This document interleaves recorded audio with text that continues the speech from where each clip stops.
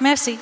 It's so nice to be back, and it's so nice to have these two wonderful people who hopefully will join me on stage right now with me.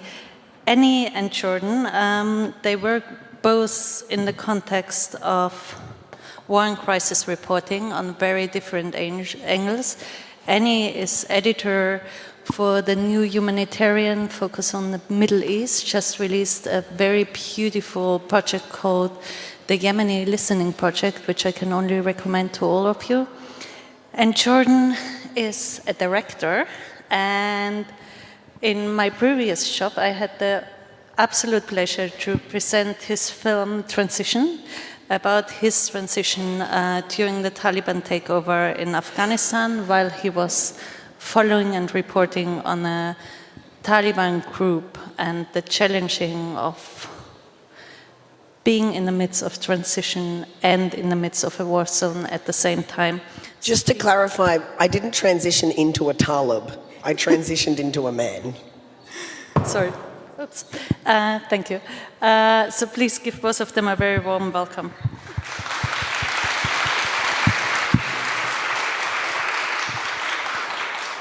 That's a very good clarification, but you do a lot of reporting on Talibans, former ISIS fighters, all kind of extremists. How does that come? I think there's two answers to that question. One answer is, I think there's something to be said for understanding our humanity through the bad guys.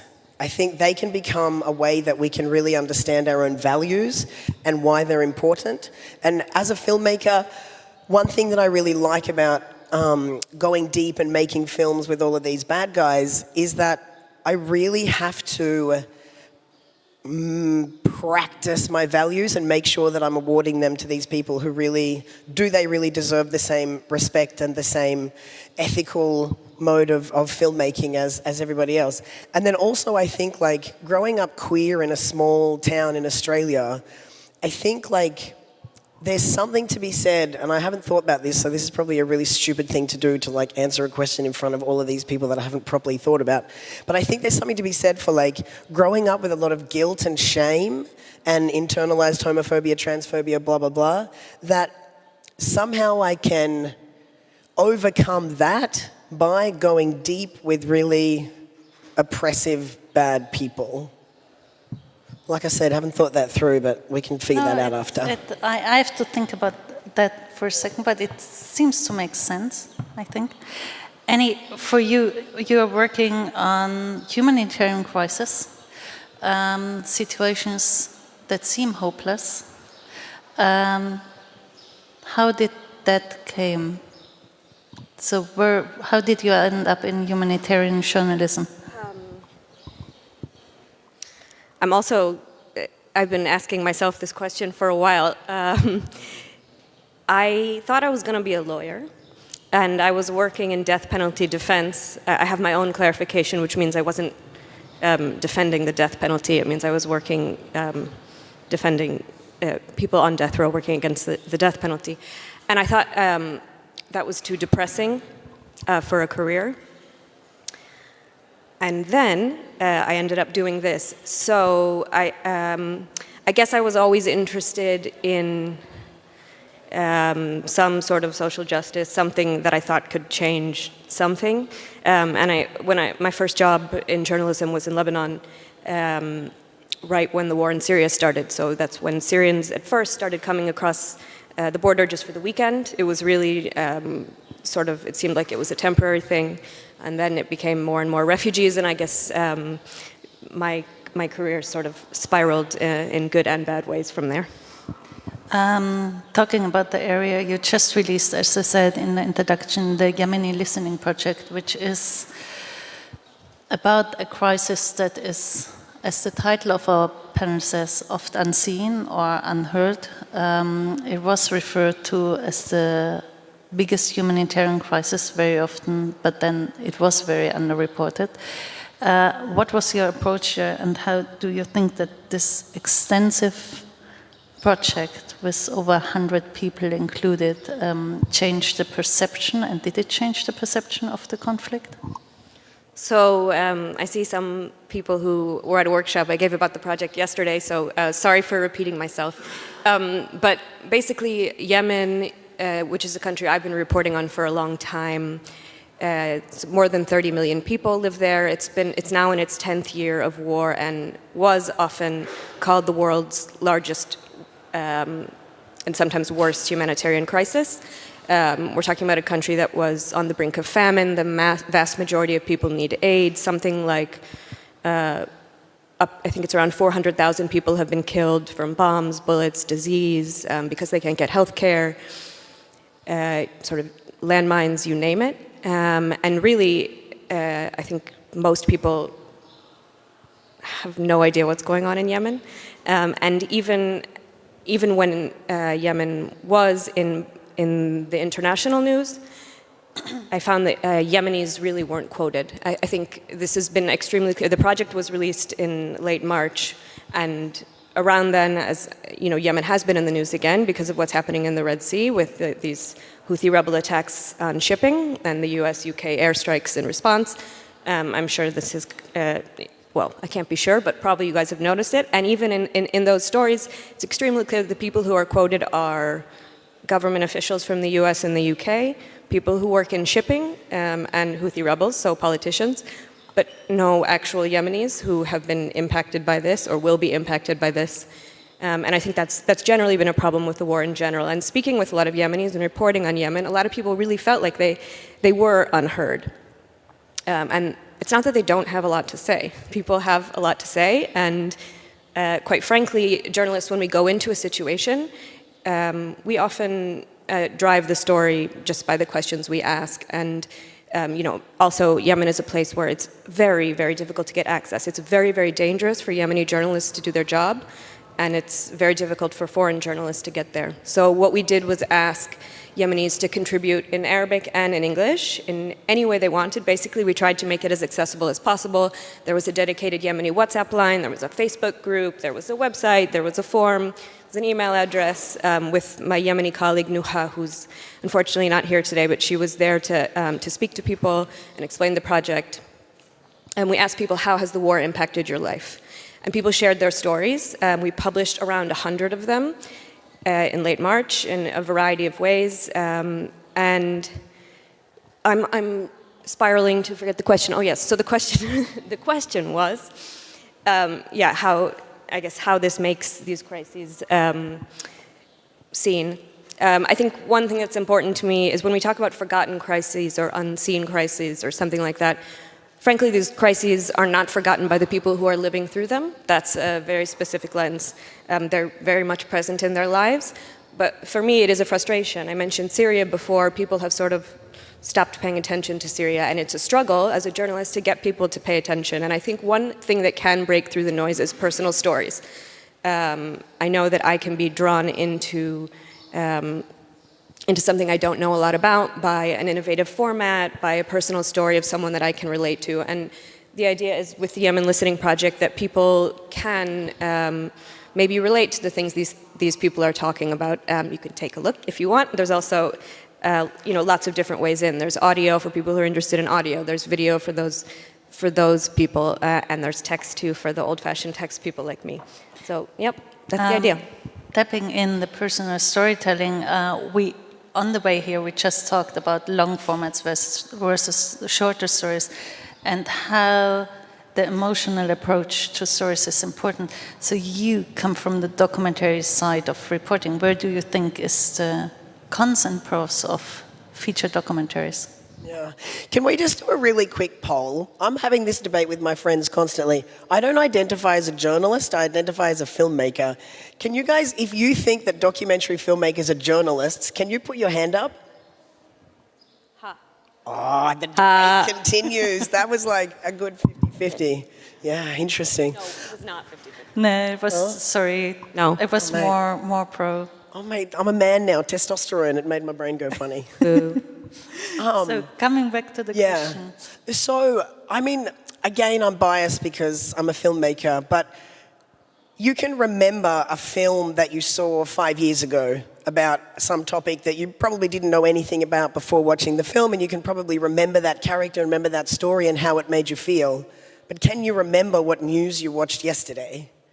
This is why I think when you have a little bit more time to spend with a person and go into their world and into the boring moments of their life. I mean, we always talk about, those of us covering conflict, we always talk about the most important story to tell is what's happening behind the front lines.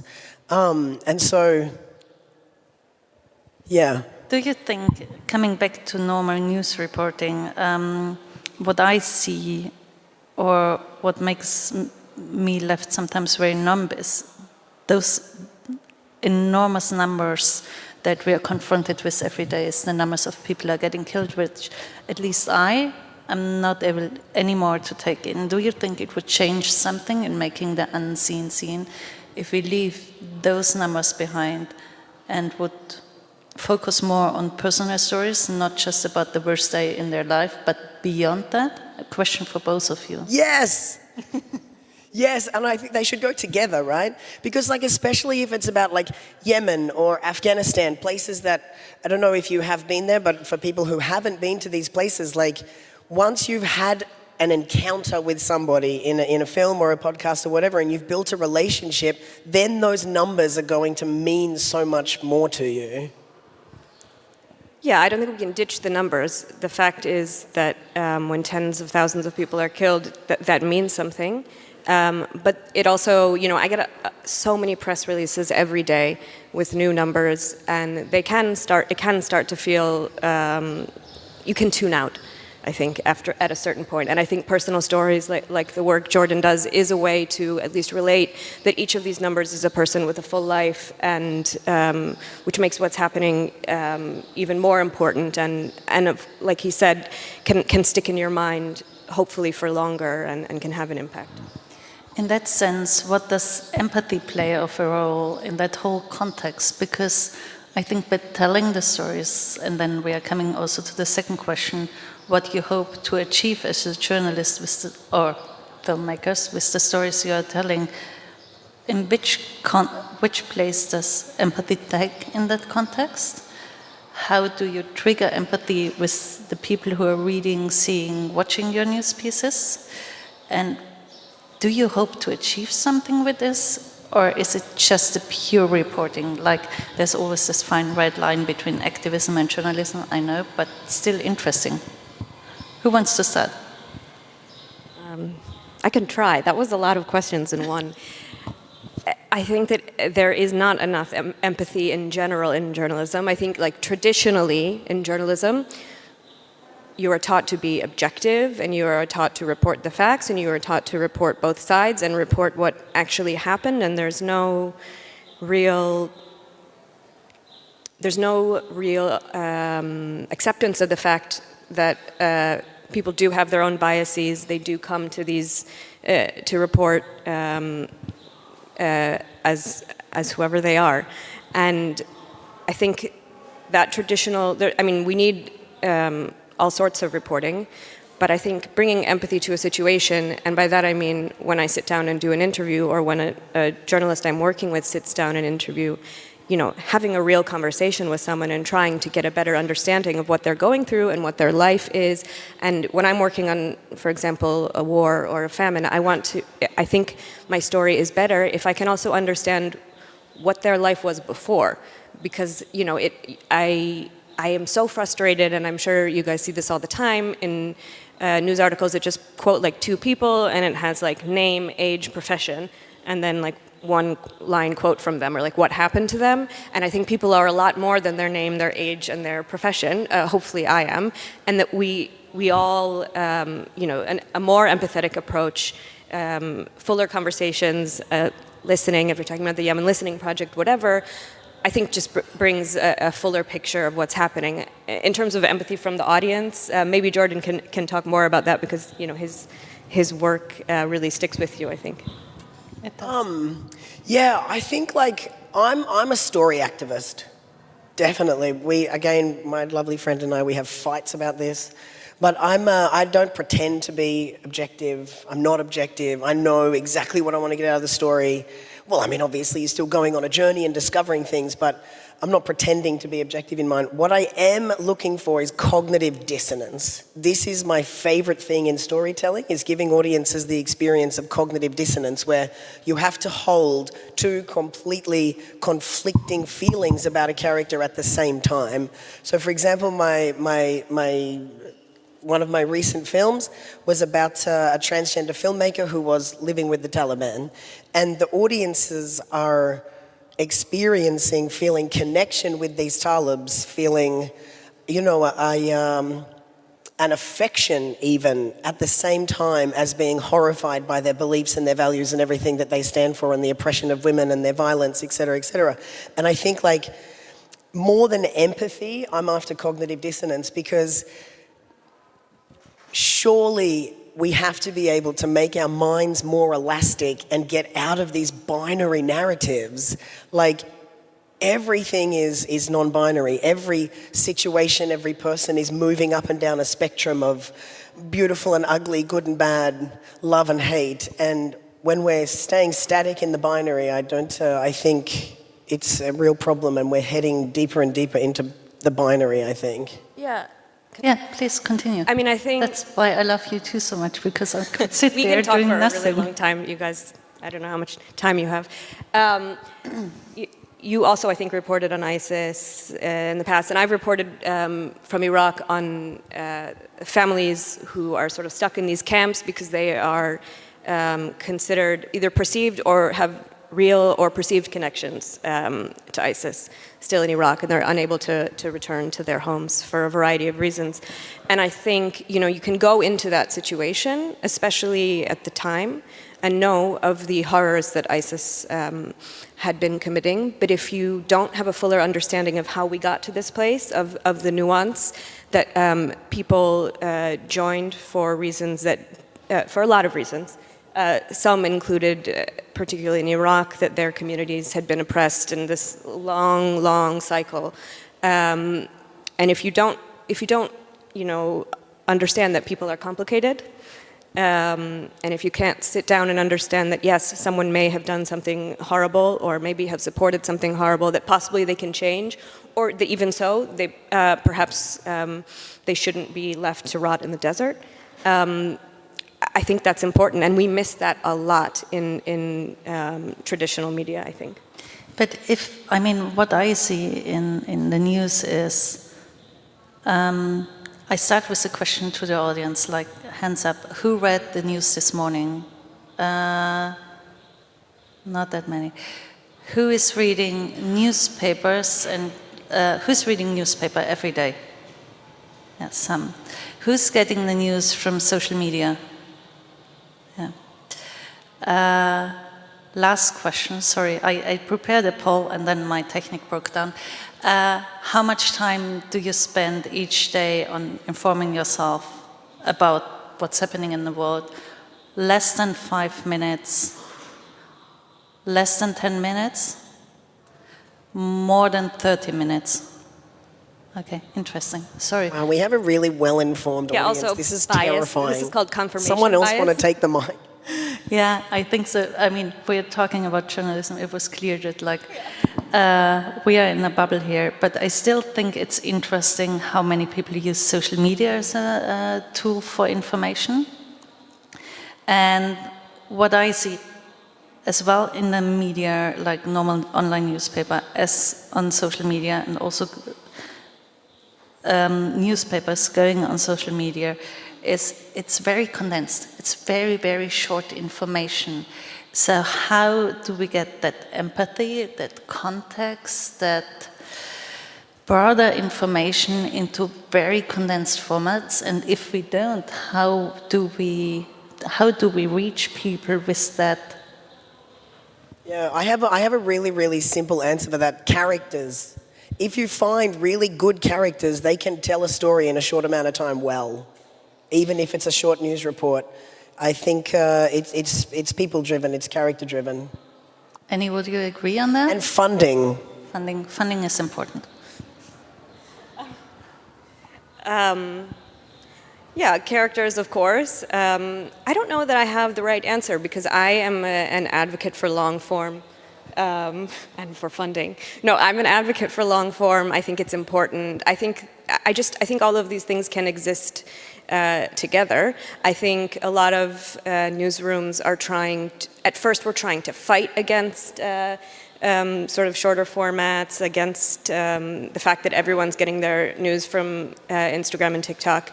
But actually, it's far too late for that. Like that's just what's happening. And if we need to do a better job of being there and getting, I don't know if I want to say the correct information, but getting stories out there in shorter ways and longer ways, although personally I am a fan of the long format. So yeah, maybe the wrong person. Characters though, good. Yeah. And also another thing, we also have a responsibility, guys, because like as a filmmaker, I can tell you that streamers, and you can obviously already know this, streamers are afraid of edgy content. They just want true crime and celebrity docs. We have to consume this edgy content because there's algorithms everywhere, right? And the streamers are looking at the algorithms. We have a social responsibility to make ourselves watch at least one edgy documentary every week so we can like drive up the algorithm because they're not getting on platforms anymore. I do not have time for that. However, no, I'm just kidding. No, but actually I think that's really interesting because the algorithm, listen, I am not an algorithm expert and there's like a lot of people here in the other rooms who are. But definitely, I can tell that what I watch, I'm getting a very filtered a view of the world if I were to only go via my social media. But also, when I do these bigger projects, which I've increasingly been doing, I find that I have to sort of justify it every single time. Is this going to get enough clicks? This is not a proven format. We know what is a proven format, a quick explainer on YouTube, or like a really short story that's 500 words, or something that, for a while, like if it had Trump in the headline. Now, I think there is actually a hunger for different kinds of content. So, I mean, it is the same thing. Maybe I don't do edgy documentaries yet, although we're working on that. And, this project, the Yemen project, was a gamble. And actually, we found that it had the most engagement, clicks, etc., of any of our articles this year. So I think there is actually space for this type of thing out there, and I do feel it is my responsibility to sort of read this type of stuff that I want to produce and the type of stuff that I want other people to be producing, because I know that whether we like it or not, advertisers, funders, etc., are looking at that stuff. Interesting, because you asked before if you also should be counted as a journalist. There is a new survey out by the Reuters Foundation about not war and crisis journalism, but where people get their information from on the climate crisis. And actually, throughout all nationalities, age groups, and educational backgrounds, the overwhelming answers was not news anymore, but documentaries. So there is an urge I think there is an urge for feature-length contest. I'm going to do a complete change of topic now. Because if we talk about crisis journalism, and I have just been in Belgrade at the documentary film festival, and many of the doc filmmakers, huge issue was how do we keep reporting without getting a mental breakdown in the midst of it, and how do we take care of ourselves to make those stories that are not seen, and yet have, and also like taking a sensitive approach to our audience. I've asked you that question in the past. I think we had a different audience there, and I'm also looking forward if your answers changed. Jordan, what's your... So you're just approaching a new, very difficult topic. So what's your way to keep sane and not lose hope in humanity? Mate, have you met me? What about me looks sane? I'm not sane is the answer. I mean, I take shitloads of drugs. I drink a lot. I mean, I do, but that's oh, we're filming. Wait, blur that one out. I mean, But being happy at a sad place, that's what we talked about before, that if they're, even in terms of crisis, people still love to party. Yeah. I mean, I think, like, I don't know, the places that I've lived around the world, and these things are so awkward because you guys have, like, just as much experience as I do, and I look forward to talking more with you and hearing about your experiences. The places that I've lived, like, the more intense it is, the more capacity for joy there is. And, you know, I lived in Afghanistan for 6.5 years, and my God, there was house parties with no alcohol and no drugs until the sun came up twice a week, and we would dance and dance and dance.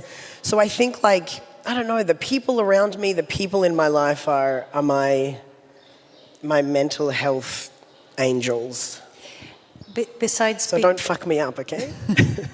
Besides them being your mental health angels, do you also think, I mean, thinking about that, I know stories about parties in Iran, but for example, from Afghanistan, I don't think there was a single news story that there is also happening stuff like that at that time. Do you think those stories need to be told as well? Absolutely. I will say one thing. That makes me think of another thing. In Afghanistan, I often had international journalists coming to me to do LGBT stories in Afghanistan. And I really dissuaded them from doing it because when you start raising awareness about a community that is largely flying under the radar in Afghanistan because they don't know what the labels are and they can't identify some of the classic traits, et cetera, et cetera. So I really dissuaded them from doing it because there's no protection mechanisms. You raise awareness about this community and then they're exposed and there's no protection for them. So with, like, you know, if there weren't, while I was there, before my time there were apparently, but by the time I got there the situation was already really bad. If there were stories about, like, female DJs and underground raves and stuff, I would say absolutely no stories on it, please, because then it would eventually get shut down. So True. I think, like, you know, there is I don't think every story should be told. Yeah. Could we tell it now that time is over and, like, still documented for the past that happened? Yeah, absolutely. And you know, guys, has anyone been to Afghanistan? Yes. Afghanistan is the most phenomenal place. It's really one of the most misunderstood countries in the world, I think. The headlines are one part of that country. The people just have something remarkable. It's really the most significant relationship I've ever had with Afghanistan. I don't know why I started saying that. There was something else, but then I forgot. That's fine. Coming back to mental health. Any tips on coping strategies to take in all that devastating news? I will take the more traditional approach to this one. In news in general, if we're talking about traditional newsroom culture, well, I guess this does somewhat jive with what Jordan said. For a long time, the approach was work really late and then drink a lot. And I'm being very honest. It was a cliche and also true. And that's how you deal with your problems, and you just don't really deal with them. Now, I would say over the last maybe 10 years, there's a lot more of a conversation about the either post-traumatic or vicarious trauma that journalists themselves are dealing with, and how newsrooms can better support, or news organizations can better support journalists. I think the conversation is still evolving, and probably there still isn't enough support, although you do see a lot more news organizations actually offering therapy, actually debriefing people when they come back from trips. You do not see enough places acknowledging that the vast majority of reporters reporting on these conflicts are from these countries themselves, and that they also need access to these services. And they're often the ones who are in more risk as well. Correct. And also, They are spiel on that. often unable to leave, face the greatest risks. I can get into more of that later, but I mean, if we talk about Gaza, for example, I was just looking up the numbers this morning. I hope I'll get this right because it's important. 107 journalists killed, since, I guess it's been 8 months now. I think it's 2 Lebanese and 3 Lebanese and 2 Israelis and the rest Palestinian. That's a lot of people. That is not talking about the people who lived and are dealing with the scars of, and will be dealing with the scars of what happened. So I think talking about journalist mental health is one thing, opening up a conversation with colleagues is another thing, offering resources and making them really, really, really available and getting rid of the stigma, which definitely still exists. I don't think it exists among my friends to be in therapy, but I think it definitely still exists among sort of the more traditional, I keep using this word, journalism community. I think it's deeply important. And the last time we talked about this, I said there's a really, that was 8 months ago, I said on stage that I think it's really important to be able to take breaks and to have colleagues who, you know, that you can talk to and say, are you okay? Do you need a break?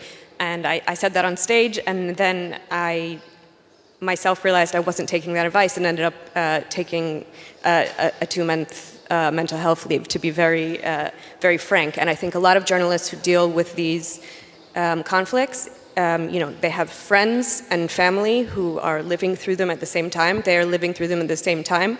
And if we are not transparent and not open about how hard that is and how much, the fact that resources really need to go into this, you won't have journalism anymore, really, because you can't keep doing it. It's like any profession, you will burn out, and people do burn out. You see a lot of people leaving, not just because of that, of course. It also doesn't pay very well, so that helps. You both touch base about the role of, and I mean, in that way, this panel is not very representative because we are missing one perspective, which was just not possible. Is local journalists, because what we see is a lot of parachuting journalism, lots of people from the outside coming in shortly, and then people who support them locally not even get credited. So in terms of the title, making the unseen seen, what do you think needs to be changed in terms of working together or including local experts and journalists into our perspective that we receive here? Who? I mean, I never use the word fixer. For me, this is a really outdated word that just doesn't represent the incredible skills and knowledge and experience that they bring to the role. Like, even for example, again, the Taliban film, like I was working with an incredible young Afghan man, Farzad Fitrat, and you know, when we were living with the Taliban on and off for 9 months, he's the one who has to build this relationship with the people that destroyed his country. They ruined his life, not my life. And so, you know, like we made sure that he got really a very, very high credit, because even if they don't necessarily come with the same level of technical skills, they've got all of this other experience and understanding, and they're taking so much more risk than we will ever have to take. Yeah, the word fixer, for those who aren't familiar with the term, is when you go, a foreign journalist or someone not from that part of a country goes there, and you have a local. It is a local journalist, but they are called fixers, who drives you around, arranges interviews, often translates, does about 1 million jobs. They are journalists. Some news organizations have started actually giving them bylines. We do. They are journalists, but they have not been credited as such for a very long time. So I think giving credit, giving resources. What was the question? Oh, how we can, yeah. I mean, I think it's true that the vast majority of the journalism that you see, I guess if you're reading your news at like a national German language paper or website or English language, is already done by local journalists, even if you don't know it. I think for me, I work with mostly journalists from the places where they are. I've made sort of a big point, and the entire organization where I work, to say if you need an expert, you know, like an analyst to talk about, we were talking about the climate crisis, and you're writing about Iraq, where there's a massive water shortage. You do not need to then call someone at a UK think tank to ask them about the statistics on the water shortage in Iraq, you could call someone at Baghdad University because they have experts too. So I think that's another way that we can highlight local voices. I mean, projects that let people speak for themselves are extremely important to me. So I guess that's the way I've been doing it from the desk, if you will, which is often my couch, if I'm being fully transparent. I think everybody can relate to sitting on the couch, writing texts there in here. Before we open up to the audience, maybe last question from my side is, if you look to the future and if you imagine how storytelling on war and crisis is changing, what's the one thing that you would hope for that would change to the better? Like, where do you think is a mechanism that we maybe reach more people, that we contextualize more? What would be a kind of turning point for you personally? I mean, you already mentioned changing the algorithm, but besides that? I mean, like, again, like I said before, like in the documentary film industry, we are really at a crisis point. Films that are edgy and non-binary narratives are not getting funded. So I think the thing that I would like to see is that we have more investment in these kinds of edgy stories, and then we start consuming them more to show those bastards that we actually do want to watch this content. I can do a little advertisement there. If I'm right, your film is available on Apple. Apple and Amazon Prime, but only in the US at the moment. Not in... No, not here. Again, the streamers, man. So you can't do your part, sorry. Sorry, I can't do the advertisement. No, it's a really worth-watching film. So you can download it illegally. I can give you a great site to download it illegally, though.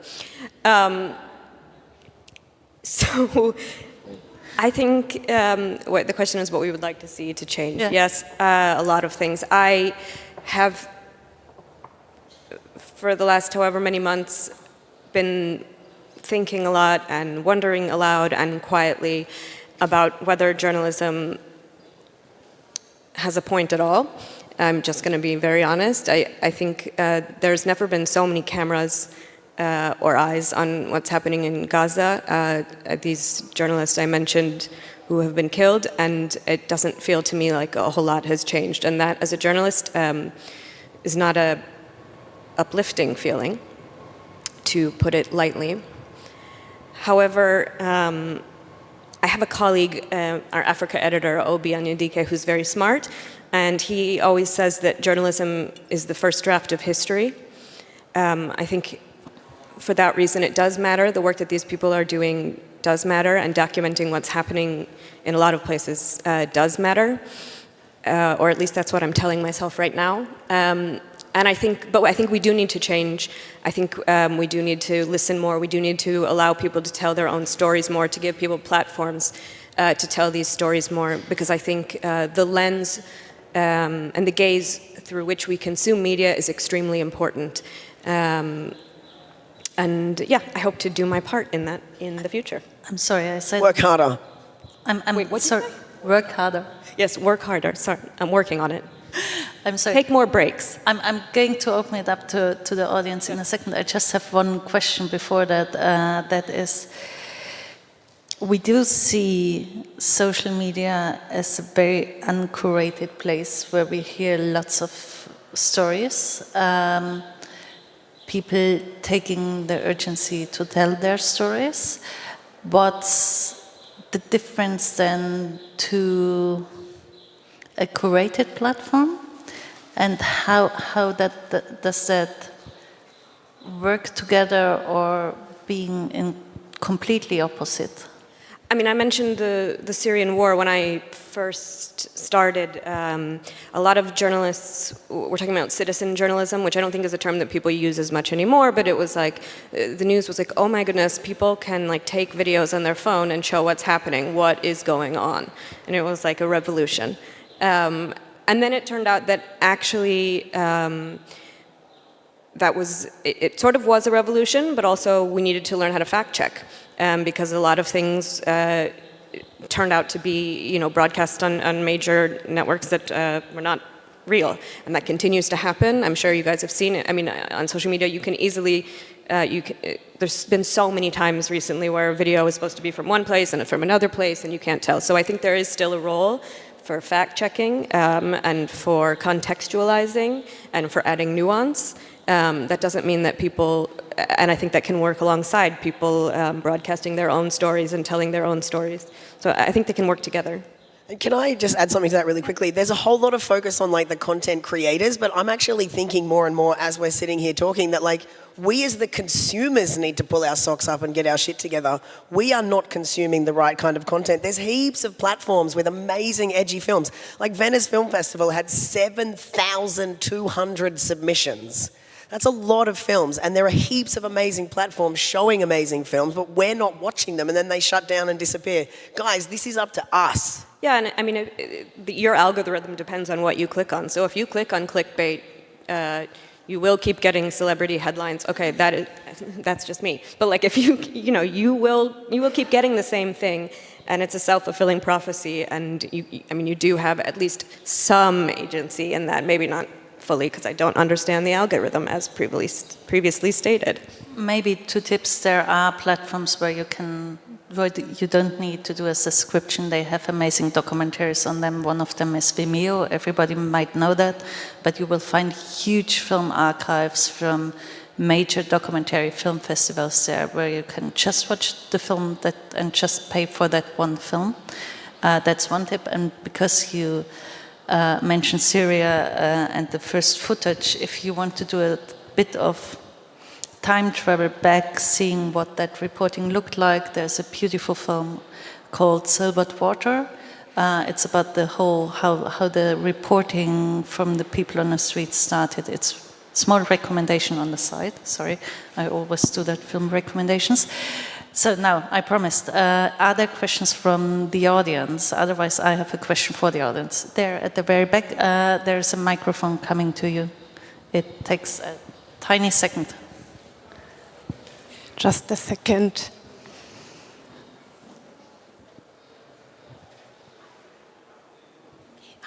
Hi, thank you for the talk. I have 2 questions or maybe a remark as well. So first of all, coming from like being someone from a global minority country, how, and reporting on people and working with people there, how do you make sure that you do not reproduce this image of people there that they need help and challenge the narrative and just show that these people have agency? And as you mentioned, people there are also journalists and they have their own stories to tell, and that's the best way to do it, actually. And do you also try through your work to challenge like political narratives? Because it's also very important. You mentioned Iraq and ISIS, and I think it's also very important to look at the broader political context that the US invasion of Iraq had a lot to do with it. And you see how people reporting on Gaza also is, they died. They just simply died. And the other thing on social media, you mentioned also, like, I get that shorter formats are sometimes not that great, but as you also mentioned, in Gaza, so many journalists, like, we know about Gaza and what's happening in Gaza mainly through social media, because there is no other way to see on it. So this was just a remark, and thank you. It was a very, very important question. Thank you so much for that. Really, really important question. Do you want? Sure, I can take that one. Or do you want to take another question? No. Okay, thanks. When I was talking about the cycle of ISIS, I should have included the US. That's certainly involved, to say the least. I think context is part of the answer to how you do not reproduce narratives.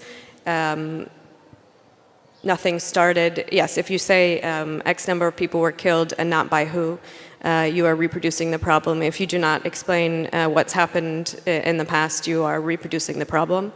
I think context is the answer. It can be hard in certain media formats to get into the whole context, but I think that's extremely important and is often missing. In terms of how I try to not, especially because where I works, we report also on humanitarian aid.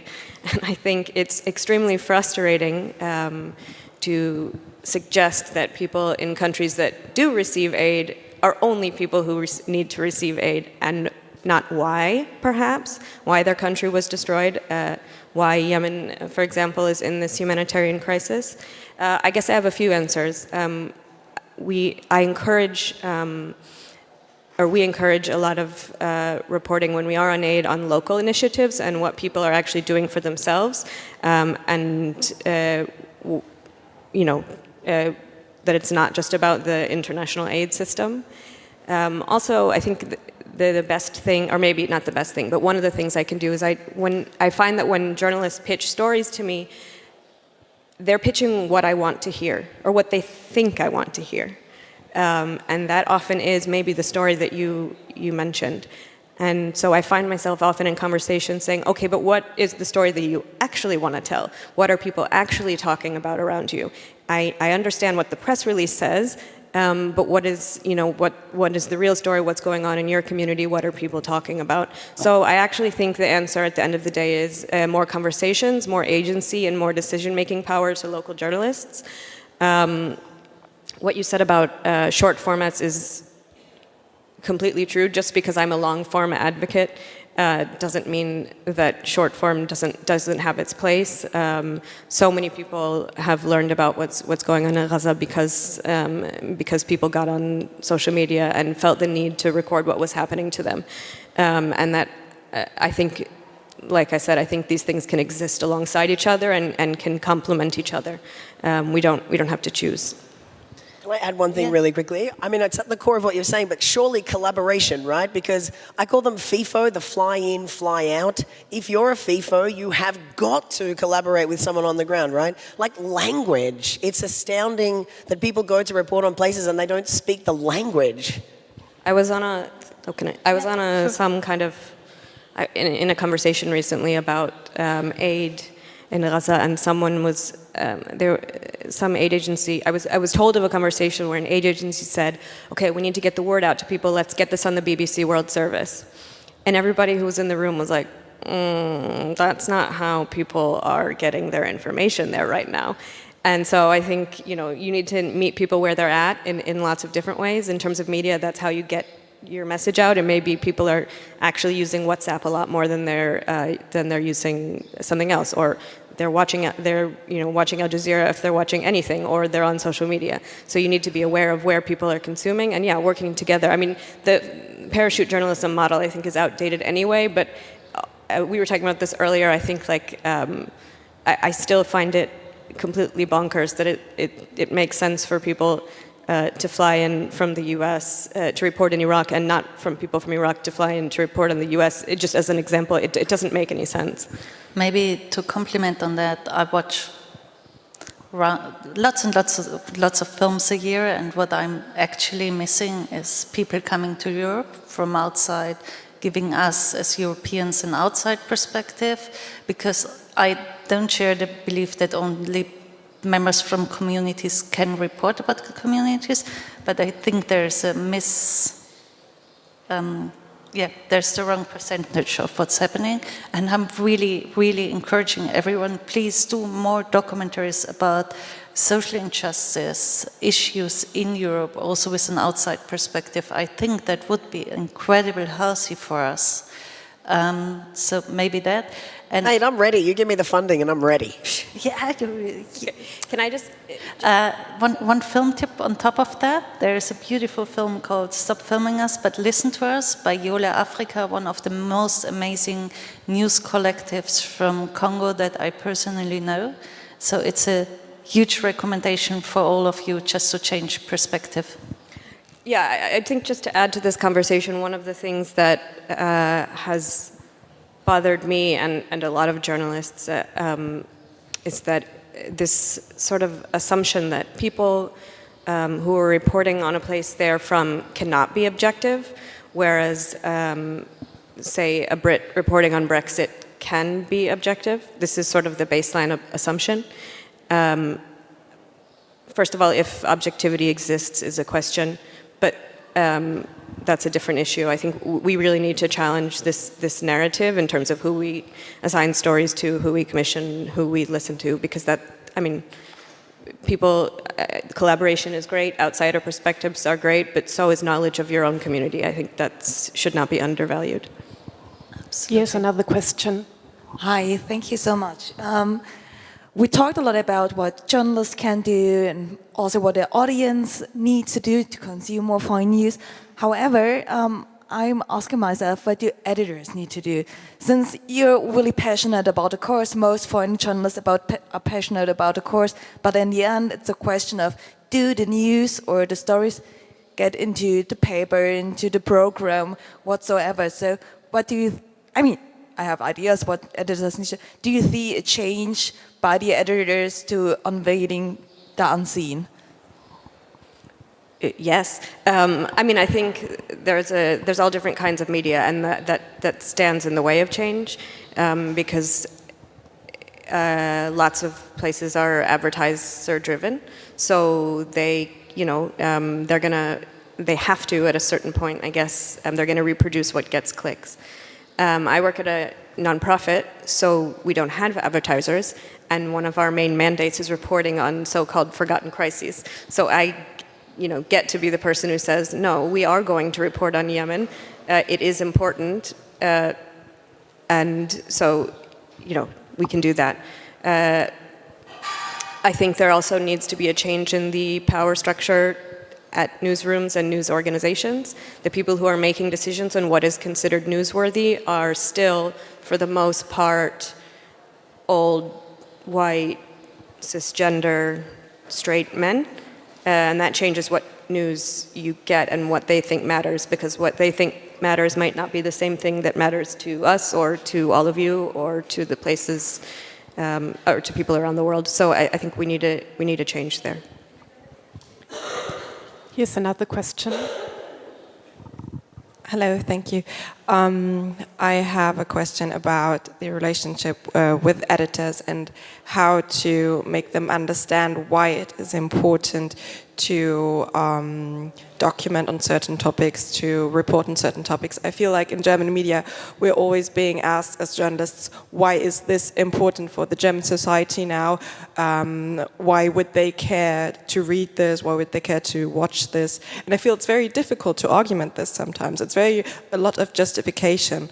And I was wondering if you might have any experience how to make editors understand and how to maybe convince them to take in some very small topics or topics away from the mainstream. I mean, I actually love those questions, why now and who cares? I think they're really important questions and they're going to make us think about why now and who cares.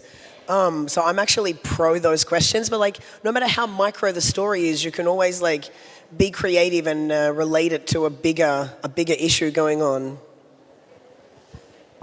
I'm trying to think of a good answer to that question because it's a hard one, because I definitely have asked that question. And I don't like, I mean, I think part of the issue is, as editors, I can't speak for all editors, but I get a million pitches, and sometimes the same one every month from, you know, and at a certain point, you do need to, I guess, convince your audience to read something. But I think creatively about why now, I'm trying to look at you, sorry, why now and who cares? I think you can, I think, at least for me, explaining why now, what it's important to you right now, and why you care, and why the people you know care, kind of helps. I mean, I don't know if you can speak to the German public writ large, but I think, you know, explaining why this matters to your community, and why now it does sort of matter, because the news cycle is what the news cycle is. But for example, this Yemen project, I was working on it for a year. It's about a war that's been going, is now in its 10th year, and people are telling their stories about stuff that happened years ago, and I had to answer these same questions, these exact same questions to my editors. And my answer was, has been for a long time, well, I mean, why not now? Because we haven't, this is this is going to be important, this is still important. But I did have to find ways, creative ways. Okay, so we released it on the anniversary, it was the wrong word, of the war. We found ways to promote it so that way that it would get a wider coverage. Okay, I'm not doing it because it came out, because the war had that particular date. I'm doing it because I want to amplify these people's stories. But I did find different products and different ways to get it out so I could say to radio stations, listen, I have these clips. I want you to play. This is the week that that this is going to be relevant to your audience. And this is relevant to your audience because A, B, and C. And maybe that's not maybe that's kind of, you got to just get that hook in there, even if it's not really. But don't tell anyone I said that. One last question, I think we have Yes, time for. I'm ready here. You mentioned before, Jordan, that it's important to really get into the character and get to know the person and spend a lot of time so that you get deeper and really can show who the person is. So my question is very practical. How do you, first of all, find that person, and how do you convince the person to spend so much time with you, to open up, maybe about very intimate topics? How do you do that? Yeah, no, I love this question. So I always say that the most important part of my job is when I'm hanging out with the characters and not filming. Cameras down, you're spending time, you're hanging out. Not only is that where you're learning about them and you're figuring out what are the subtext, because in a narrative, one of the most important things is subtext. So this is what's happening on the surface, but these are the actual dynamics between characters going on behind the scenes. So also like you're learning about their body language and little things that they do to express different feelings and whatnot. But that intimacy that you're building with those people when you're not filming translates to when you are filming. And I think, look at him, he's so relatable. Everybody wants, I think, to tell him their You just stories. wear like a really loud shirt? Just be really friendly. Okay, we have 2 more minutes. There was one more question. Yeah, go. Good. She was back there. Yeah, easy. And then I have at the end a question for the audience to help us with the thingy. Hi, thank you. We had some questions about how editors could convince to put the stories inside the news because it's relevant for their communities. They know it's relevant for their communities.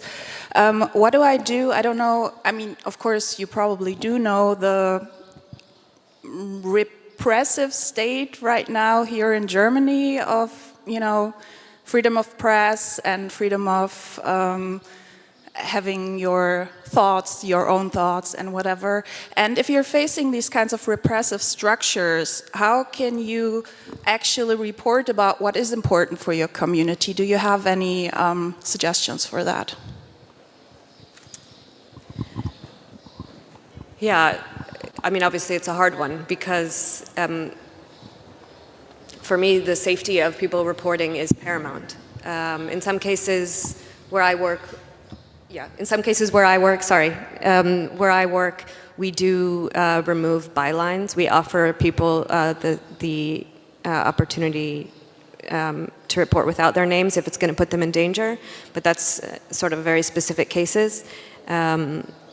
I think it's a really, really hard question, and sometimes, even though I work in a newsroom and it may be a non-traditional newsroom, but it's still a newsroom, I think the answer is maybe sometimes you need to go outside traditional avenues and think outside the box, because I don't have, when you're dealing with such, I mean, I can't speak to state repression here. I'm not German, and I don't live here, but a lot of people have found that they have to find other ways, and frankly, that's what people are doing on social media. Whether traditional media likes it or not, people are finding ways to tell their stories. They don't have to go through me at the end of the day, or people like me. That was a really hard question. Yes. Thank you for the hard question. We are at the end of our time. I've had, first of all, thank you to both of us for joining me from coming outside to Berlin. I love talking to you. Yeah, coming to Berlin is really hard. I hope I hope to have you both back in October for my very own non-fiction festival, and I hope you will present there a podcast, because I want to have you two on air. So we came up with the question for the audience: if you have any topic idea for those two. Jordan and I are starting a podcast, but we don't have a topic. So please give them suggestions. I mean, we're in a room full of journalists. Surely no one can think of a topic. Within 5 minutes of meeting each other, I was like, "Do you want to start a podcast?" This was like a year ago. So, but we've got not much further than that. So we're taking topic suggestions. So that's your homework until October when they are back in Berlin. We have planned our outfits. We do a poll on that. Thank you so much. Thank you also from my side. Give a warm hand to this very open-minded panel discussion.